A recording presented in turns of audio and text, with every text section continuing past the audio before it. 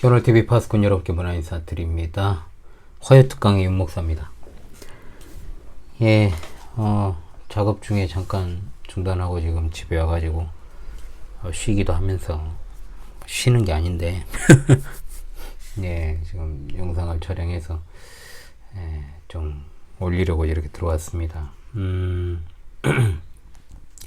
계속 그냥 이 몸을 쓰는 일만 하고 있다 보니까 이제 목회자로서의 본분을 좀 망각한 것 아닌가 이런 생각도 들고 좀 여러 가지로 제 자신의 어떤 정체성이 좀 모호해지는 그런 느낌도 들어서 제가 이렇게 방송을 그래도 찍어서 올려야 되겠다 생각을 하고 이렇게 컴퓨터 앞에 앉았습니다. 이 부분은 제가 2021년 36주차 이번 주 하나님 말씀에서 간략하게 다루었던 부분이기도 하지만 다시금 이제 이 분별을 위해서 보충 추가하여 좀 다루려고 합니다. 그래서 사실상 리마스터라고 하기는 좀 뭐하고 영적 분별력을 위한 성경 읽기의 세 번째 강의라고 여러분들이 생각하시면 되겠습니다.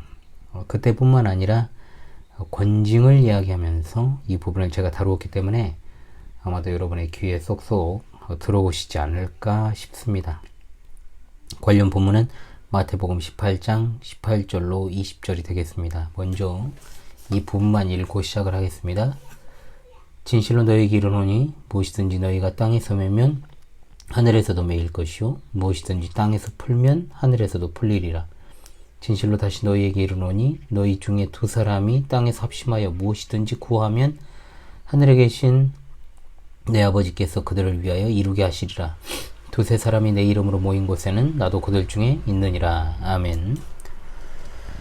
자, 적어도 우리 현울TV 파수꾼들께서 이 말씀을 들어보시지 않은 분은 없을 것이고 또 혹시라도 기도할 때 과거에 인용하는 일이 제법 많았을 것으로 생각이 듭니다. 20절의 말씀이죠. 두세 사람이 내 이름으로 모인 곳에는 나도 그들 중에 있느니라.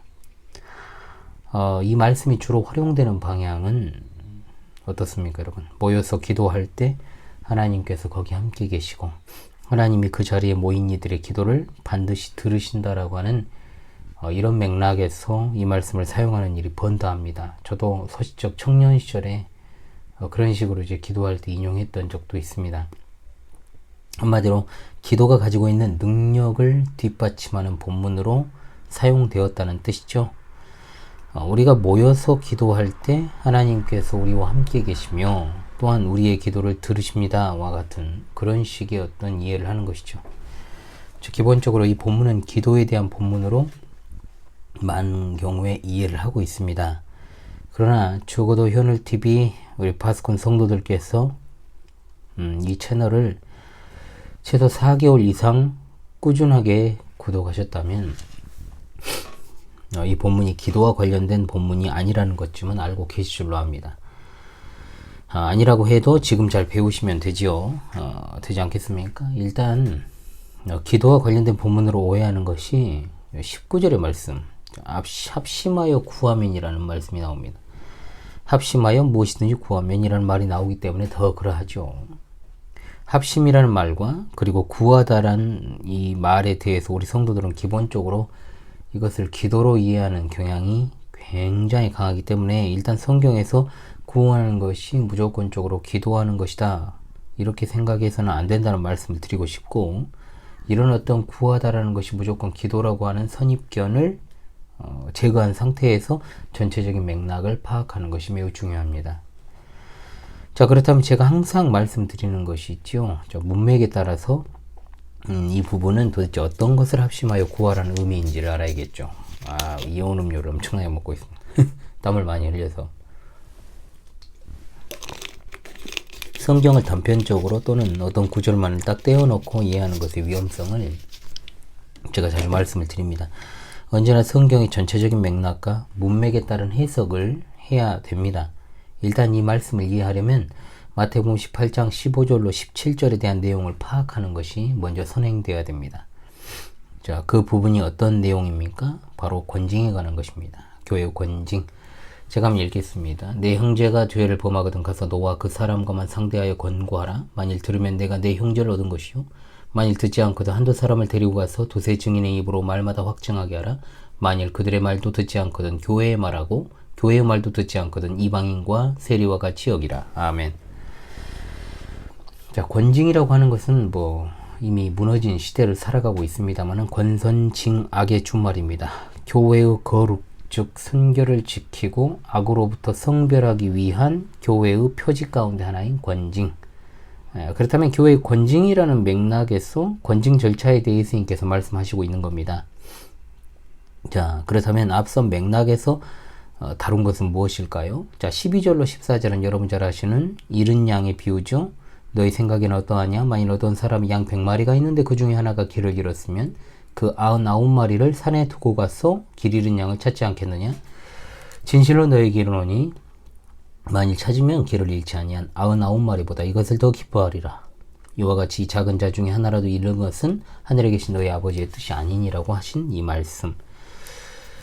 자, 기도에 대한 가르침 역시 아닙니다. 그렇죠. 그보다 앞선 맥락에서는 그럼 어떤 내용이 나올까요? 이미 제가 어린아이가 되지 말라는 특강에서 한번 다룬 적이 있는 우리 예수님께서 어린아이를 들어서 교회 안에서 천국의 백성된 자 중에 연약한 자, 작은 자, 어린아이와 같은 자를 절대로 업신여기서는 안 된다라고 말씀하시는 부분이죠. 그리고 그런 어떤 연약한 자를 실족하게 하는 자는 화가 있을 것이라고 말씀을 하십니다. 자, 결국 이 모든 측면에서 다루는 것은 불신자가 아닙니다. 앞서 말씀하신 교회에서 약한 자들을 죄송합니다. 코가 약한 자들을 가리키는 말씀의 맥락에서 주신 비유입니다. 자, 그래서 같은 맥락에서 이 작은 자 중에 하나라도 잃은 것이 하나님의 뜻이 아니라고 말씀을 하지요. 이런 말씀을 하신 이유가 뭡니까? 바로 교회가 권징을 하는 이유가 바로 연약한 형제에 대해서 분명히 형제를 잃어버리지 않기 위해 교회가 권징을 해야 된다 이 말입니다. 권징을 잘 이해해야 됩니다, 여러분. 권징은 잘못한 사람에게 그냥 벌을 내려버리고 또 사람들 앞에서 부끄러움을 주고 수치스럽게 하는 게 권징이 아니에요. 잘못을 범한 자가 있다면 당연히 그것을 갖다가 놓고 기도하면서 1대1로 찾아가서 권고를 하는 거죠. 사실 사랑이 없으면 죄를 지적하지도 않지 않겠습니까?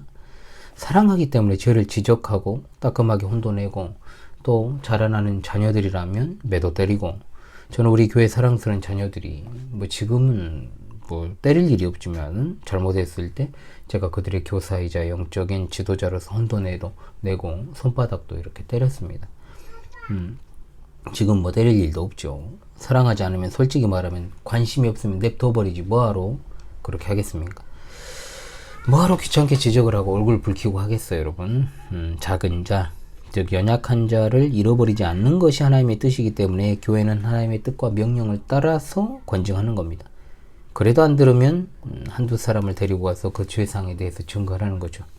그래도 안 들으면 교회의 말에서 회중 앞에서 이제 비로소 그 죄를 드러내는 것입니다. 자, 그래도 안 들으면 어떡할 것이냐? 마지막 절차입니다. 출교입니다. 교회 밖으로 보내는 거죠. 여러분도 아시다시피 이 권징이라고 하는 것이 한국 교회에서 이미 사실상 사라졌습니다. 이미 무너진 지 오래되었어요. 그러니까 언제 사실 권징이 제대로 수행되었느냐 싶을 정도가 되어버렸으니까요. 그리고 권징하는 자들이 제가 볼 때는 권징 받아야 할 자들입니다. 그런 시대가 됐어요. 권징에 대한 강의는 제가 이미 했기 때문에 이 부분에 대해서는 길게 하지 않겠습니다.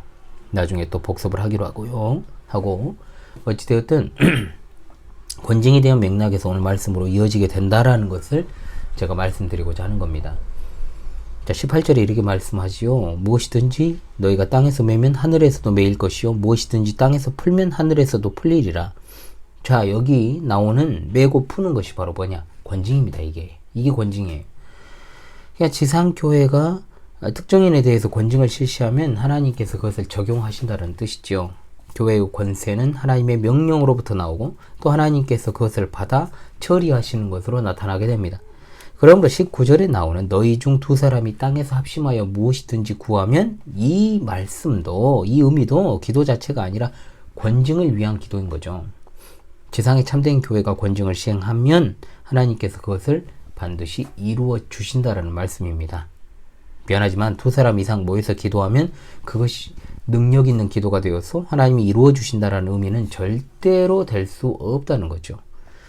그리고 20절의 말씀을 권징과 권징을 위한 기도에서 더 확대하고 또 포괄적으로 이것을 갖다가 이해한다고 쳐도 여기 나오는 두 사람이나 세 사람이 모인 곳에 나도 그들 중에 있다라고 하신 예수님의 말씀은 교회의 구성 요건을 가리키는 것으로 봐야지 기도에 대해 응답하시는 내용으로 나오는 말씀이 아닙니다. 즉 신자들의 숫자가 우리 광주 신실한 교회처럼 그렇게 많지는 않고 또 장소적으로도 우리 교회처럼 협소하다고 해도 예수 그리스도의 이름으로 두 사람 또는 세 사람 이상 모이면 교회다 이 말입니다. 이해되십니까? 그러므로 이 말씀에 대한 바른 이해를 통해서 교회의 권징의 의미를 다시금 생각하는 계기로 삼아야지 기도시 인용하는 우를 범해서는 이제는 안 됩니다. 권징으로 이해해야 하나님께서 지상에 세우신 참된 교회의 권세와 그리고 권징이 얼마나 무서운 것인지를 알게 되는데 그렇게 하지 않고 단지 이것을 모여서 기도할 때 능력이 임하게 된다라는 식으로 이해를 해버리면 이 본문이 가져다주는 참된 뜻을 잃어버릴 수 있다는 겁니다. 코로나가 한창일 때 솔직히 말하면 두 사람이나 세 사람이 모여서 이룬 그리스도의 교회조차도 얼마나 귀하고 귀했습니까? 그렇지 않습니까, 여러분? 아무리 정치 방역이었고 사람들이 어떤 저항 의식조차도 갖지 못한 채 그렇게 끌려다녔지만 저는 정말로 코로나가 한창일 때 두세 사람의 지체로 구성된 교회가 얼마나 소중한가를 깨달았고 또 장차 임박한 환난의 시기에 교회는 이처럼 소수가 모여서 신앙의 정절을 지켜나가는 형태가 되겠구나라는 생각을 정말로 많이 했습니다. 거기가 어디라고 해도 그곳에 하나님의 말씀과 성례전과 권징이 있다면 참된 교회입니다. 그런데 교회의 세속주의가 침탈해서 교회의 등급을 나누어서 지원교회, 자립교회, 미자립교회 이렇게 분류를 하는 시대이고 교회 규모에 따라서 교회 안에도 신분사회화가 이루어져 있고 또한 개척교회라는 말이 곧 미자립교회와 동의어로 통용되는 이 시대에 그야말로 물량주의화 되어버린 한국교회에 다시금 이 교회의 권징에 관한 말씀을 생각하고 경건한 신앙으로 무장해서 마지막 시대의 교회의 거룩과 순결을 위해서 살아가는 그리스도의 몸된 지체들이 다 되시기를 간절히 바랍니다. 아멘. 제가 새 예배당을 알아보러 다니고 최근에요. 아시다시피 9월 말부터 그렇게 했죠. 또 집을 알아보러 다니면서 9월 말이 뭡니까? 8월 말이었죠. 제가 또 깜빡했습니다. 엄청 또 시간이 꽤가 흘렀네요. 부동산을 많이 접하고 또 이야기를 들어보면 부동산 하는 분들이 참 교회의 생리에 대해서 잘 알아요. 얼마나 들은 것이 많으면 그렇겠습니까? 건물주들도 마찬가지입니다. 하나같이 개척교회라는 말의 의미도 잘 알아요. 그러니까 개척교회라는 말이 작은 교회를 가리키는 말로 그냥 사용되는 느낌이라서 제가 교정을 해줬습니다. 어떻게?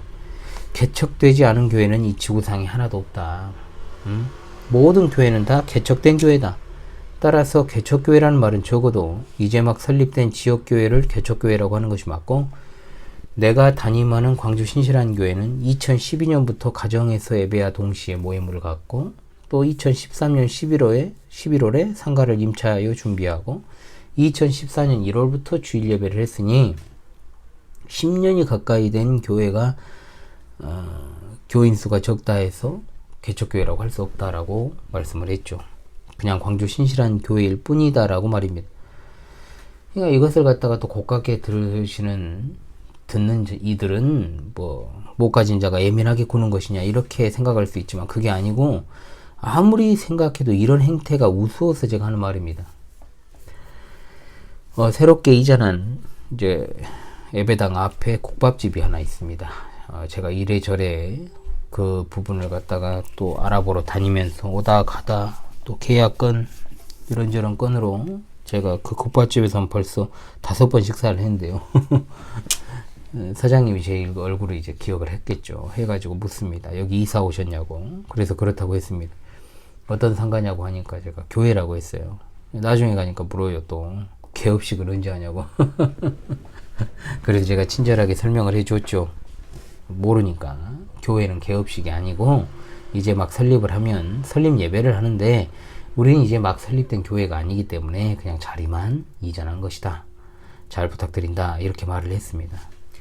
이처럼 교회에 대한 인식이요, 진짜로 사람들의 어떤 눈에도 상업적으로 바뀌어버린 거예요. 전 당연히 교회가 문제였다라고 보고 있습니다.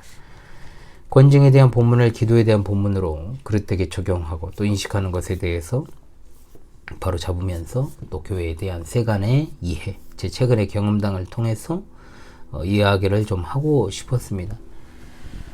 여러분 아시다시피 제가 지금 오늘이 화요일이잖아요. 24일인데 이제 25일 내일은 이제 동기 목사님 오셔가지고 이제 여러 가지 이제 판넬 제거 작업부터 시작해가지고 여러 가지 이제 좀 도구들이 필요한, 쉽게 말하면 기술이 필요한 이제 내일 해체 작업들을 하는데, 그 전에 그러면 어느 정도 청소도 돼 있어야 되고 좀 정리가 되어 있어야 되는데 몇 날 며칠 좀 계속해서 물건을 뜸에 나르고 이제 또 이제 버리고 이런 과정들을 지금 계속해서 수행하는 중에 있습니다.